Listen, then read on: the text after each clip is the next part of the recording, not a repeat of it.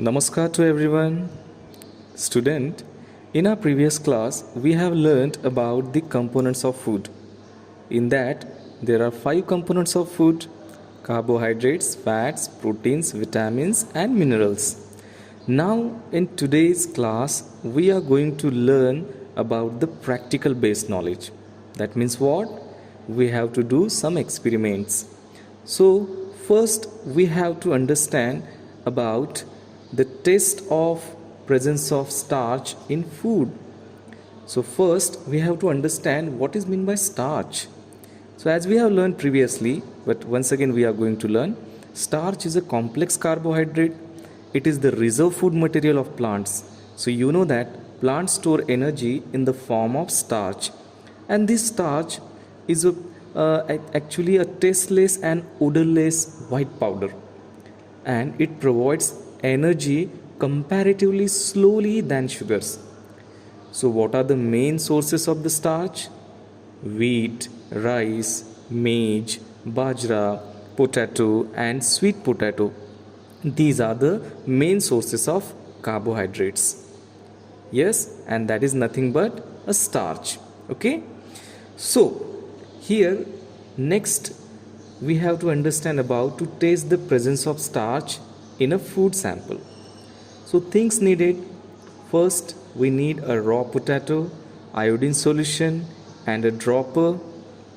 Then second one method: take a piece of raw potato and put a few drops of dilute iodine solution on its cut part, and with the help of dropper, just 1 2 3 drops we have to add. Just observe the things, then after that you will understand blue black color will come out. So this is nothing but the iodine drops fall on the cut surface of potato because of the color changes. So this shows that the potato contains starch. If you repeat this activity with various food items like boiled potato, powdered pulses, boiled rice, maize, slice of bread, and then you will see the same conclusion. Okay, student? Yes.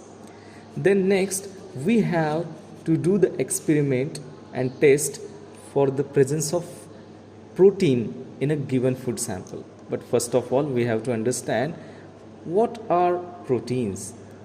Food rich in proteins are called bodybuilding foods, and they are very important for the growth and repair of the body. That's why growing children, pregnant women, people recovering from illness need more protein in their diet. So what are the sources of proteins? Protein can obtain from plant as well as animal sources. The best source of plant proteins are beans, soya beans, kidney beans, nuts, in that almonds, cashew nuts, ground nuts, pulses, gram, moong, tur dal, and cereals, maize and wheat. Okay, so these are the sources of plant proteins. Now animal protein sources. Some of the sources like meat, fish, eggs, milk and milk product, cheese, paneer and curd. These are the some animal sources of protein. Now let us understand about to test the presence of proteins in a given food sample. So first we need some things actually. Okay, so in that a boiled eggs, white portion, in that copper sulfate solution, caustic soda solution, a test tube, a dropper and a test tube stand. Okay, so method: take a few pieces of boiled eggs, especially white portion, in a test tube. Add a 2 drops of copper sulfate solution, CuSO4 in liquid form, and 10 drops of caustic soda solution in a test tube with the help of a dropper. So drop wise we have to add in that.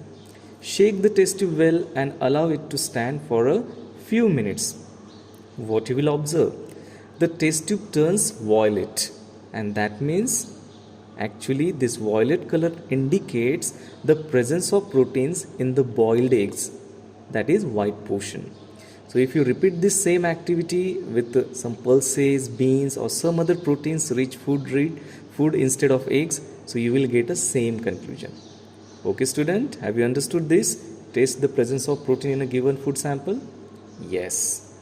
Now third one test we have to do to test the presence of fat in a food sample. But first of all, we have to understand what are fats actually. Fat gives us more energy than carbohydrates. That actually we have learned. So, food rich in fats are also called energy giving food. Fats are obtained from plants as well as animals. So, main sources of fats are ghee, oil, butter, milk, meat. These are the some common foods containing fats. Nuts and some seeds also contain fats. So, now we have to understand to taste the presence of fat in a food sample. So, things needed for it: peeled groundnuts and a piece of clean paper. So, we have to do the method wise now. Okay? Take some peeled groundnuts, wrap them in a piece of clean paper and crush them. Take care that paper does not tear. Remove the crushed nuts and straighten the paper. Hold the paper against the light source. You will see a oily patch on the paper. So what would be the conclusion? This shows the presence of fat in given food sample. If you repeat this same activity with the butter, a drop of oil also, so you will get the same conclusion. So in this way we have understood the three important taste for the